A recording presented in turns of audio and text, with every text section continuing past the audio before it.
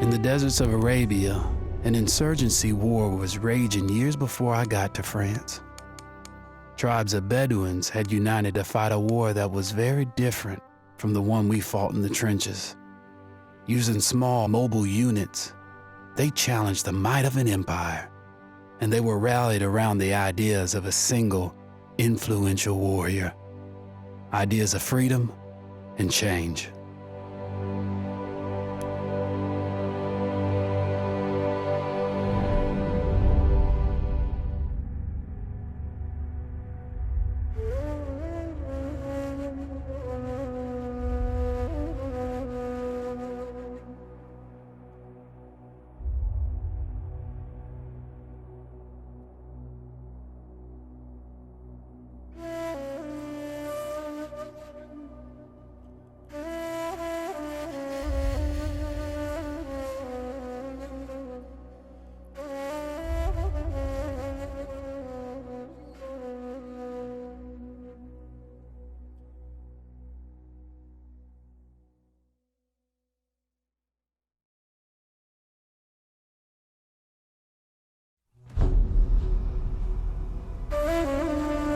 The Arabian Desert, a vast ocean of drifting sands and scorched, sun-baked rocks.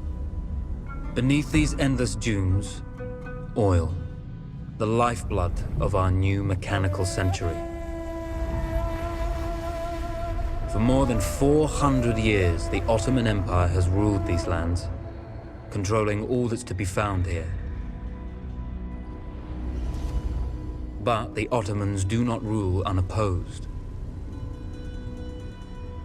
Small bands of Bedouin rebels have united to overthrow the empire. They strike without warning and then vanish into the desert. Fighting alongside them is a lone British officer whose exploits have earned him wide renown. The world has taken to calling this man Lawrence of Arabia. In the desert, you rely on good planning, but you also hope for a dash of luck. And luck was with us when we learned of a recently derailed Ottoman train carrying a most interesting piece of cargo. A small patrol had joined the Ottomans who survived the crash. Together, they guarded the wreckage and waited for reinforcements. When your enemy has better weapons and better equipment than you, steal from your enemy. A lone fighter has just one advantage over a large enemy force. A lone fighter can move unseen.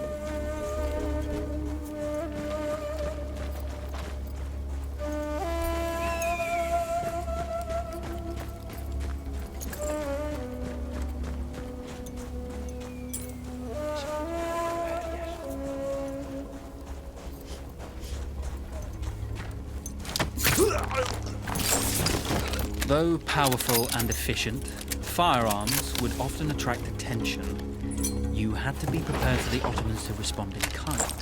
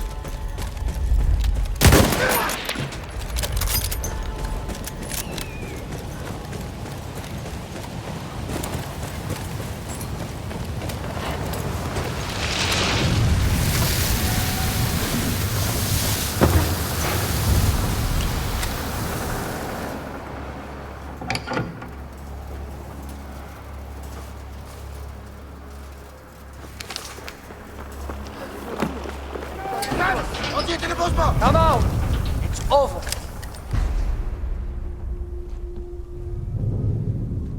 Well, you did not think we would be fast enough to catch you here, did you? Lawrence of Arabia.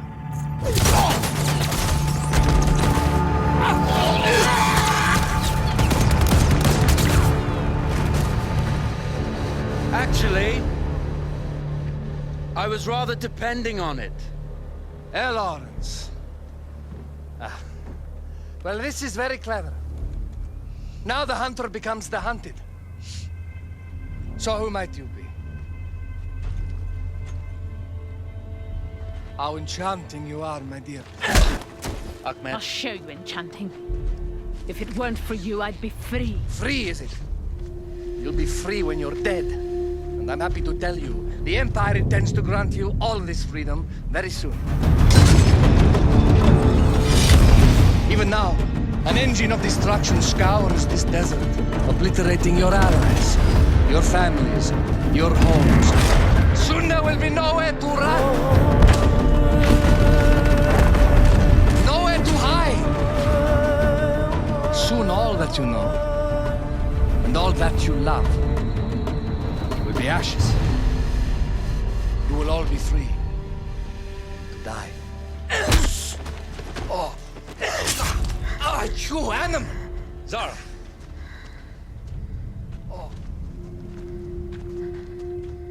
Now, I understand that you would like nothing more than to strip the flesh from that man's feet and send him off into the desert naked to die.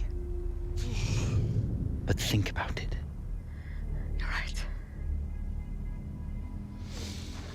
I'm sorry. My friend here, she can be a little brusque. You're going to tell me how to lie to your train, so we can lure it into a trap and destroy it. Impossible. To even begin to talk to that train, you would need an entire book of communication codes. Oh, like this one, you mean? You can never stop the progress of machines. One day, the whole world will take your lands and the precious black gold beneath its sands. We shall see, my friend.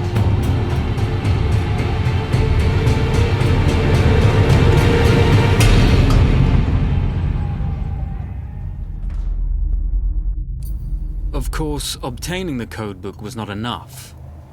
To destroy this Iron Dragon, this Canavar, as the Ottomans had named it, we had to send it 3 encrypted messages telling it to stand down. There were Ottoman outposts scattered along the railroad tracks. The commanders there carried high-priority message capsules. We had to use those to send our orders.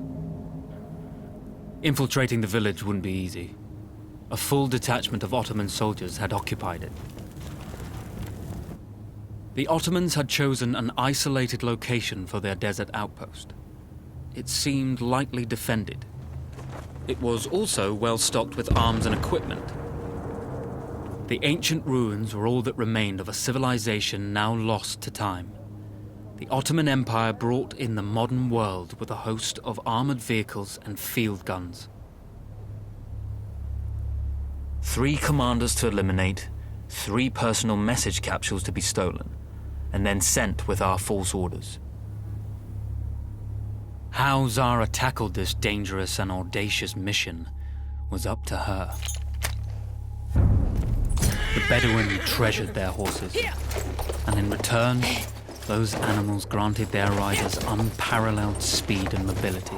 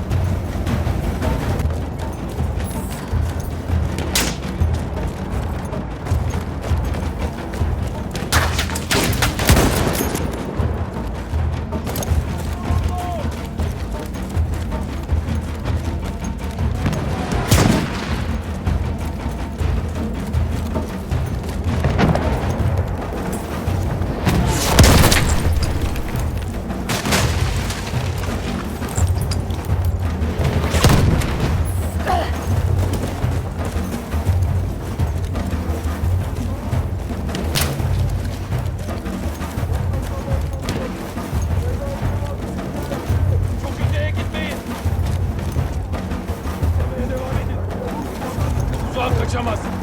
Hinlik.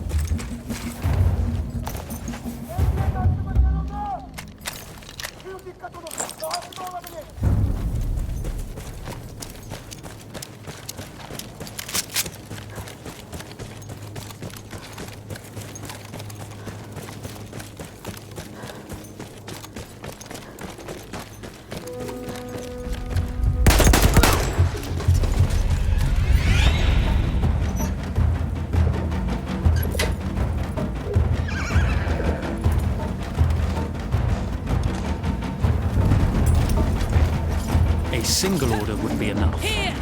Ottoman protocol required the message to be received in triplicate before the train would acknowledge it as genuine.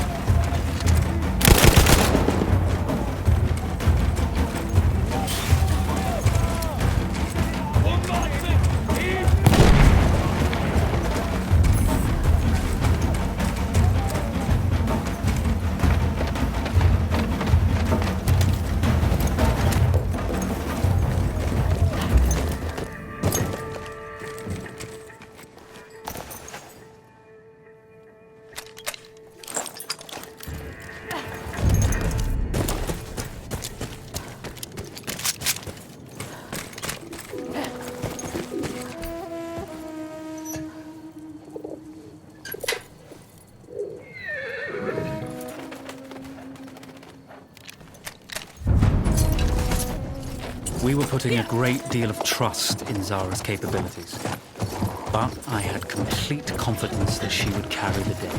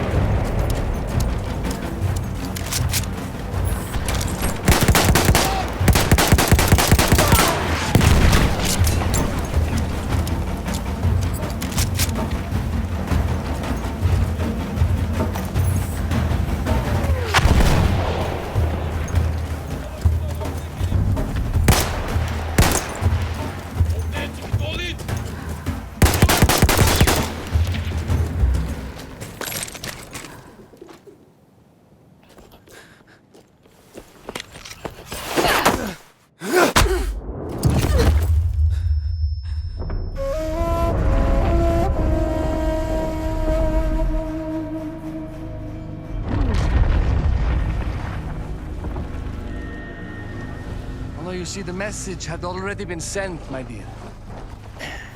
Not the message you would have wanted. Lawrence was such a good host. It almost seemed rude to escape. I made sure to note the location of Lawrence's camp, of course. Which means the train knows too. Twice, you told that train everything was clear. But I told it exactly where to attack.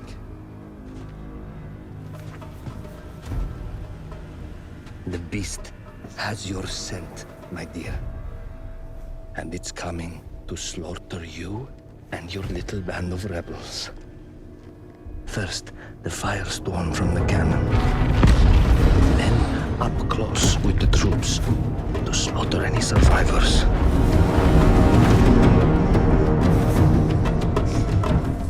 The legend of Lawrence of Arabia dies tonight.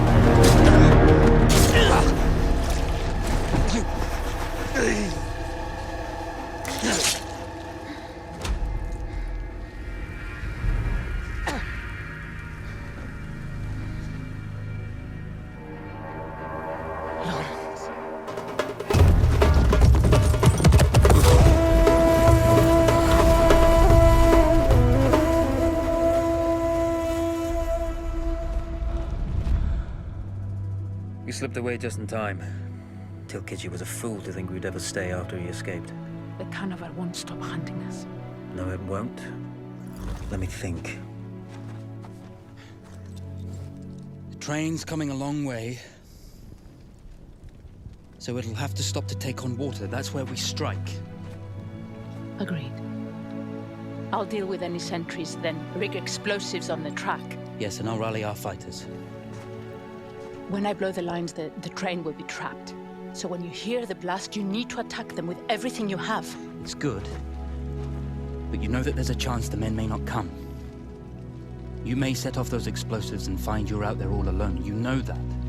I guess I won't know either way until I set it off.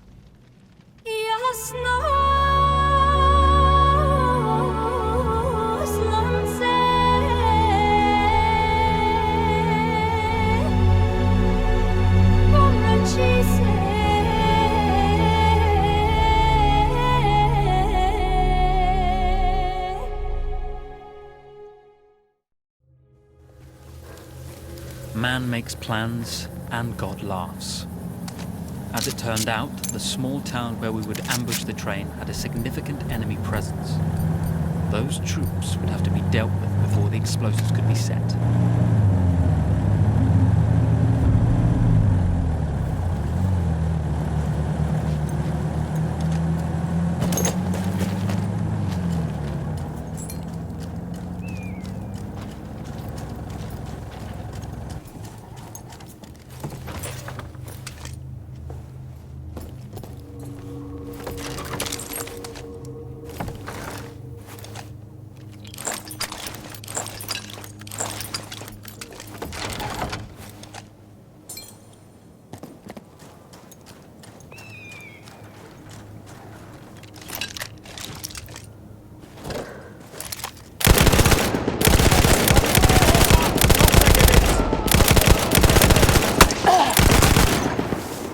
Buradan çıkış yok. Ortaya çıkarsan işini derhal bitireceğim.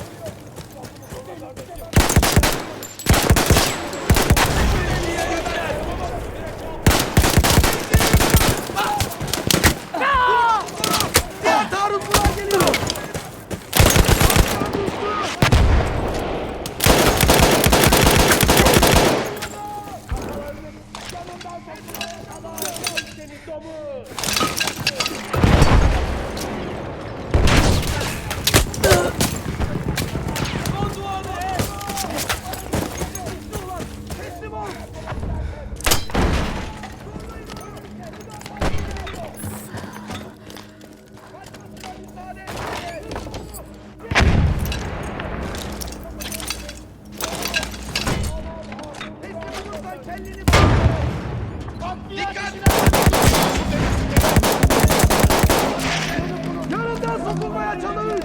Etrafınızda! Bizden biri vuruldu! Bizden biri vuruldu!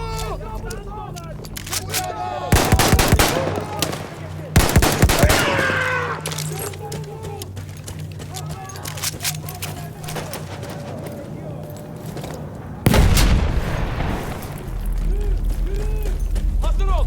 Her yerden çıkabilir! Hazır ol! Her yerden çıkabilir! Kaçmasına müsaade etmeyin! Kardeşimiz düştü! Aliye'nin bu tarafta! O mevkiye yükler! Takviye geliyor! Yüzün üzerine düştü! Kancık buralarda bir yerde! Asker düştü! Halil Bedvan!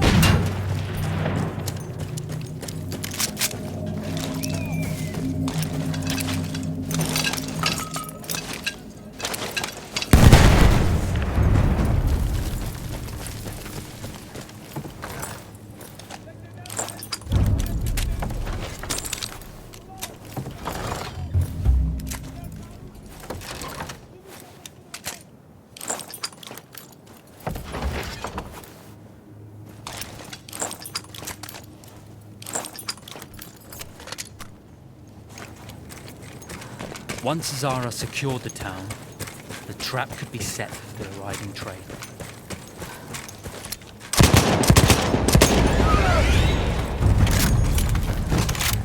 Once Zara secured the town, the trap could be set for the arriving train.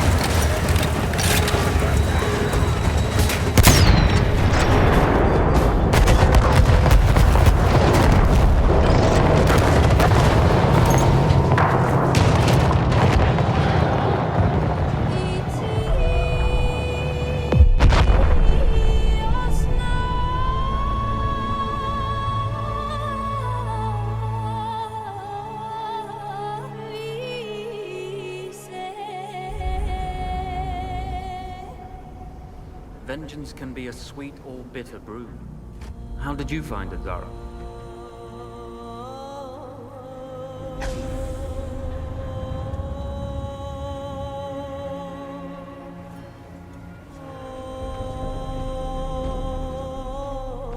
And you're right, we do need to think bigger, act bigger. Maybe even the Suez Canal.